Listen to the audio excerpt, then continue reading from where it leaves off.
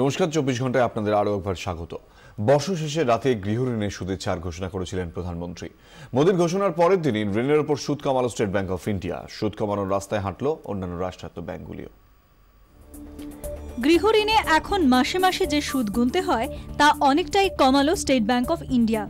মহিলাদের গৃহঋণের সুদের হার কমে হয়েছে 8.2%। সাধারণ গৃহঋণের সুদের হার কমে হয়েছে 8.25%। যে কোনো মেয়াদের ঋণে সুদের হার 0.9% কমানোর সিদ্ধান্ত নিল এসবিআই।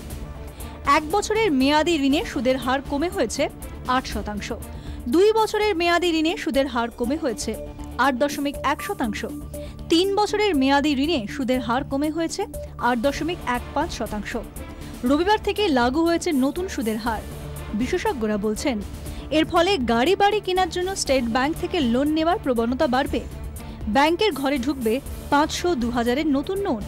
শনিবারই প্রধানমন্ত্রী তাঁর বক্তৃতায় ব্যাংকগুলিকে গরিব, নিম্নবিত্ত ও মধ্যবিত্তদের সুবিধা দেওয়ার জন্য আহ্বান জানিয়েছিলেন। স্টেট ব্যাংকের রাস্তাতেই হেঁটেছে একাধিক ব্যাংক। ইউনিয়ন ব্যাংক তাদের মার্জিনাল কস্ট লেন্ডিং রেট কমিয়ে করেছে 8.65%। 6 মাসের মেয়াদি ঋণে আইডিবিআই ব্যাংকের সুদের হার কমে হয়েছে 8.9%। 1 বছরের মেয়াদি ঋণে আইডিবিআই ব্যাংকের সুদের হার কমে হয়েছে 9.15%। 3 বছরের মেয়াদি ঋণে আইডিবিআই ব্যাংকের সুদের হার কমে হয়েছে 9.3%। ব্যুরো রিপোর্ট, 24 ঘন্টা।